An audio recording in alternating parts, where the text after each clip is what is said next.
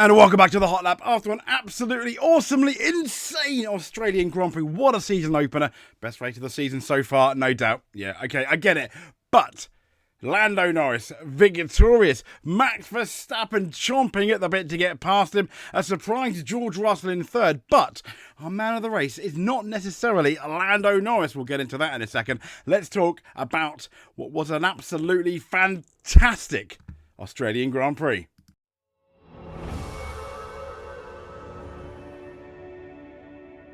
So here we go, here's the 1, 2, 3, let's get into the results. Obviously, Lando Norris, what a victory. I kind of feel sorry for Oscar Piastri, but Oscar Piastri, you know, there's not much he can do about it, but it was Oscar Piastri's fault.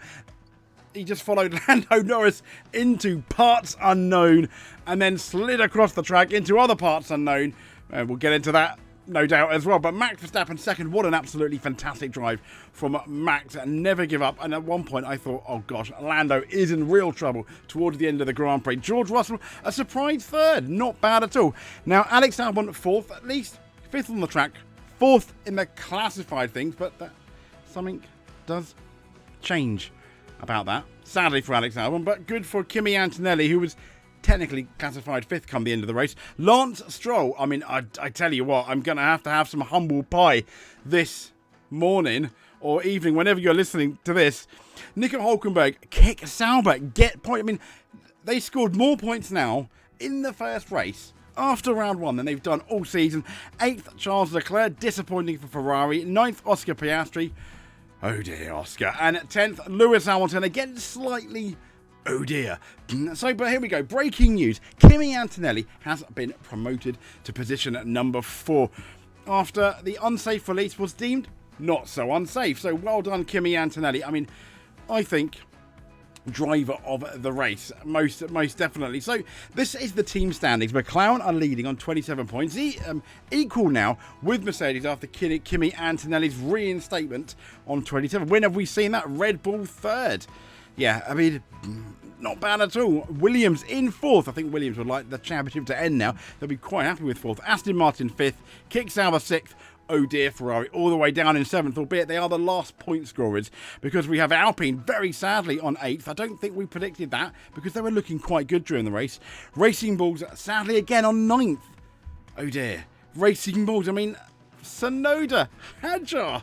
And 10th was the Haas team.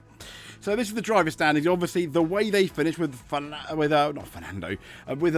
Norris for the first time ever, and stopping Max's over 1,000-day hold on that championship lead. Lando Norris leads the championship for the first time ever in his career, and the first time for a while. A McLaren driver leads that championship. George Russell in third, obviously. Alex Albon fourth. Kimi Antonelli fifth. Stroll in sixth. That's the highest he's probably ever beat in the stats, I'd imagine. But there we go. Nico Hülkenberg in sixth. Leclerc is in 8th, 9th Piastri, and 10th is Lewis Hamilton. So let's get into McLaren's race. Lando Norris and Oscar Piastri first and 9th respectively. Norris won. He took control of the race, didn't he? And yeah, I mean, Oscar Piastri was hounding him at parts, whether it's because Lando wasn't so good with the tyres. One positive to come out for Oscar Piastri, for example, is the fact that he did look after the tyres. He was looking after the tyres. He was, at points, as fast as Lando, maybe even faster than Lando. He was most certainly troubling Lando. And then they started on the intermediates. They came in eventually for the slicks, and then it began to rain. Class 3 rain, apparently. Yeah, so fairly heavy, I guess. Yeah, we learned a lot about classes, didn't we? Class 1 rain, drizzle. Class 3 rain, probably need to pit. And they were coming into that last sector when Lando Norris decided he wanted to go across the gravel trap. Basically, just like a lot of people, complete no grip there. And Oscar Piastri followed him. It's so easy when you're so focused on the driver in front. This even works in computer games, on online racing. You end up going off with them in sympathy. But sadly, Oscar went off at slightly more speed. Lando Norris managed to recover. Oscar Piastri spun, didn't he, onto the other side of the track on the wet grass. And to be fair, we all thought it was over for Oscar. There he is there. And he refused to die. I love this. Oscar Piastri refuses to die in the war of endurance. And endurance he was. It went pretty much right to the back. He reversed out. I tell you what, 10 out of 10 for Oscar to get out of that, because some people would have given up. It was such a shame. It's home Grand Prix. It was a guaranteed podium, and still, to this day, after Danny Ricciardo's disqualification from the 2014 Australian Grand Prix, we still do not have an Australian on the podium. It's so frustrating for Australia. I'm so sorry. So, from an absolutely awesome race for McLaren too, let's be fair, an absolutely fantastic race for Max Verstappen. It's been brilliant. P2. Sadly, Liam Lawson at DNF. Liam Lawson, let's be fair, probably out of all the drivers, one of the worst drivers of the weekend. I'm sure, though, he's going to put that in his stride and he's going to come back stronger in China. But yeah, massive, massive shame for Liam Lawson. What a race for Max. Going into the weekend, no one really gave him a chance. And let's be fair, he was leading the race. And at one point with the weather, it was almost like McLaren had thrown this away. Max Verstappen leads the race. Could Max win? Sadly, he couldn't. But he gave as good a fight, I think, as he possibly could have done during the race. Next up, then, we've got Liam Lawson, who... let me just sort out the... there we go. Who had this to say I thought was interesting on a difficult weekend. Weekends, we struggled at the start of the race, and then we went to slicks, and to be honest, for those few laps on slicks, it felt quite good, and I think we had good pace, but unfortunately the weather came more than we were expecting, And to be fair, what Liam is saying there is the weather came more than expected. There were different thoughts at the beginning of the race. When the weather's going to come, there's going to be no wet rain. People were told different things. And also, the absolute nemesis of most of the rookies who did not finish the race. Most of the rookies absolutely in the wall. Very sad. I mean, it was not good at all. Yeah, went off, which is obviously... not what we want to do. No. It's something that obviously I'll reflect on and look over everything from qualifying to the race to performance. I mean, yeah, he does. I mean, there's so many memes now of him versus Sergio Perez, which I think is kind of unfair. It is his first race for Red Bull, but it's not. I completely understand. It's not his first rookie race. It is his first race in Australia. I don't want to be a Liam Lawson apologist, but yeah, give him a few races before we continue with those Sergio Perez memes. And myself and reset for China. Obviously, we have a couple of days to do that. And then we go again.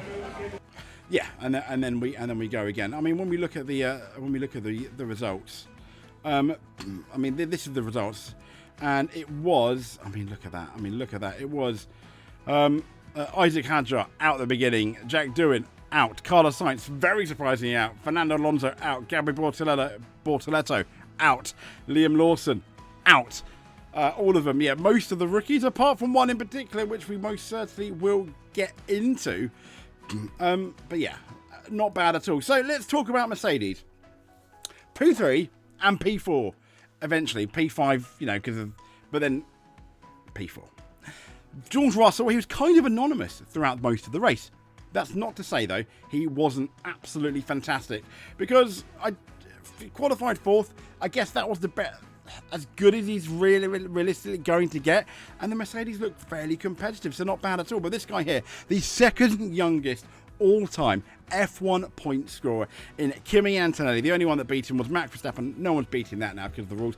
17 years, 5 months and 29 days. So 18 years, 6 months and 19 days. And that's not bad. Beats Lance Stroll, but nearly a month. But well done, Kimi Antonelli. For me, the driver of the race.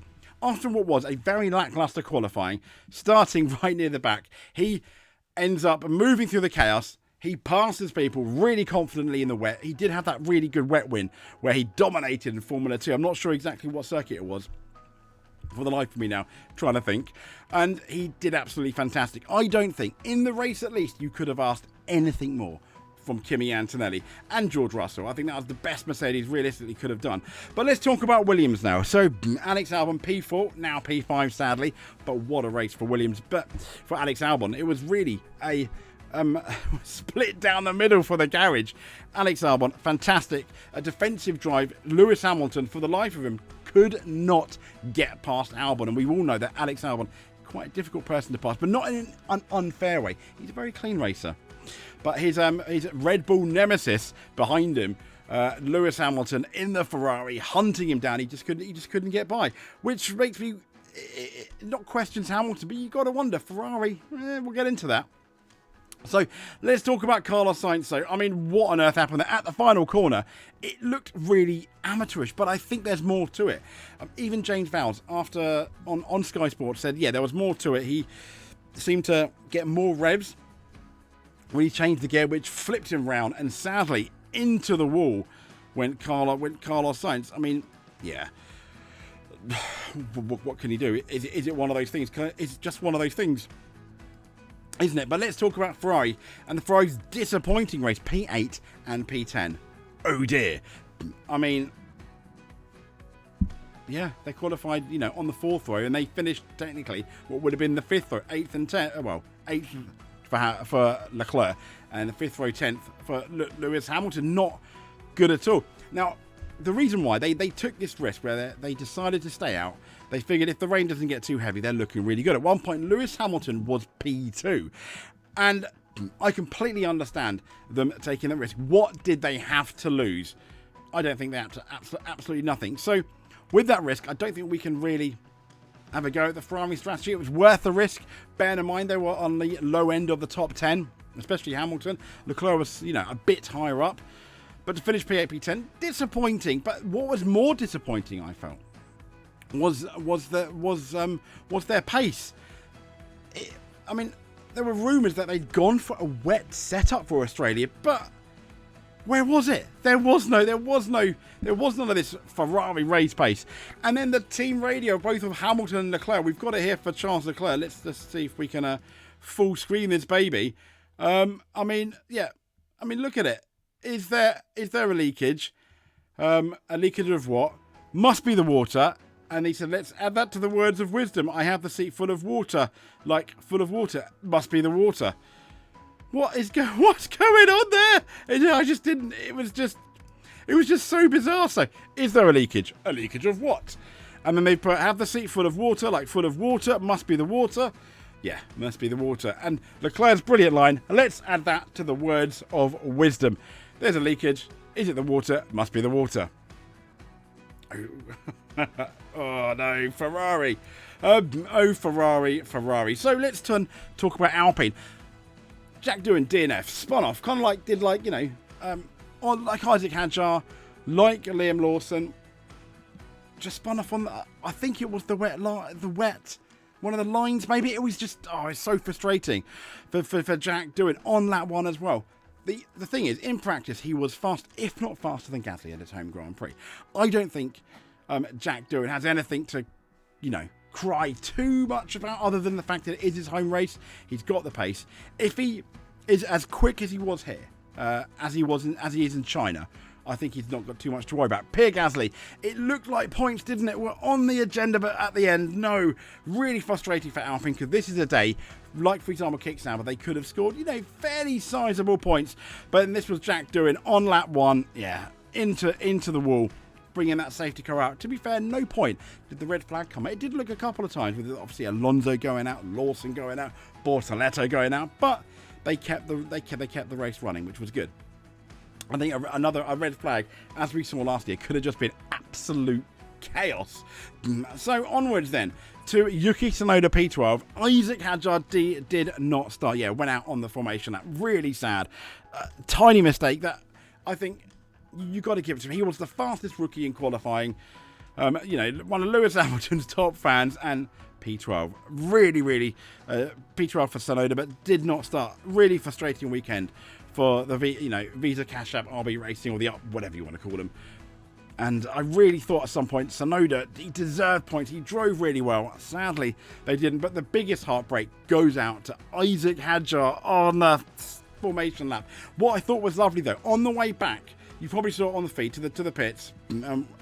We had this with Lewis Hamilton's dad giving him a hug, and it was really a touching moment. I mean, Hamilton's dad, he's obviously been here countless times. Remember Abu Dhabi 21, consoling him. I mean, I thought this was just so wholesome, brilliant, and a touching moment, this says here, between Isaac Hadjar and Anthony Hamilton. I mean, Anthony saying, keep your head up, you did really well, remember how fast you are, remember qualifying. Yeah, Isaac, and it shows how much he cares, which is good. It shows how much he cares. Isaac Hadjar, plotting, revenge plot to get back in China, no doubt. Fingers crossed. Let's hope so. But here's Isaac Hadger on the actual race itself. Hi guys, Isaac here. Yeah, just painful Speechless. one. Did not expect that. No. For my debut, obviously, it was really tough conditions out there, and yeah, I was the first one to get caught today. Yeah, he was. And really early in the race, so yeah. Nonetheless, he looks heartbroken, doesn't he? Really Poor guy. Weekend, Yuki and I, in terms of performance, the car was really decent Friday, Saturday, so still really positive to take to Shanghai. Hi guys, Isaac here. We feel for Isaac Hadger, absolutely. And Shanghai, he's going to come back stronger. I've absolutely no doubt. But last but not least, Ollie Behrman and Esteban Ocon, Ollie Behrman, P13 and P14 respectively. They survived, didn't they? I mean, it was a race of attrition. And had the race been another 20 laps, maybe they would have got some points. But they survived. Ollie Behrman didn't do anything silly like some of the other rookies. He kind of survived, ish. But let's get into Stake. The Stake F1 Sauber team. I mean, DNF for Bortoletto, yeah. But let's be fair. I think he's given the proverbial middle finger to Helmut Marko. He is a classy driver. Hulkenberg, P7. That could be a massive haul of really important points. Between, for example, them and Haas. We initially thought VCARD, RB, but they do look fairly quick. But well done, Hulkenberg. And then you have to wonder, that's the experience, isn't it? That is the experience, Hulkenberg. Audi will be smiling at that. He made Stake F1 look really, really good. So, that's pretty much it. If you made it to the end, please give us a subscribe. We'll do our official winners and losers at some point as well, where we'll start doing it in a slightly different way. If you are not subscribed, as I said, please do. But if you just clicking on this video, watching a bit of it, is more than enough for us here at the Hot Lap. So, thank you very much for that. If you want to do a bit more and you're already subscribed, hit that like button. It does make a difference. It makes me smile as well. And comment below and let us know how your favourite driver did. But until then, we'll speak to you soon. Thank you again for watching, but above all else, stay safe.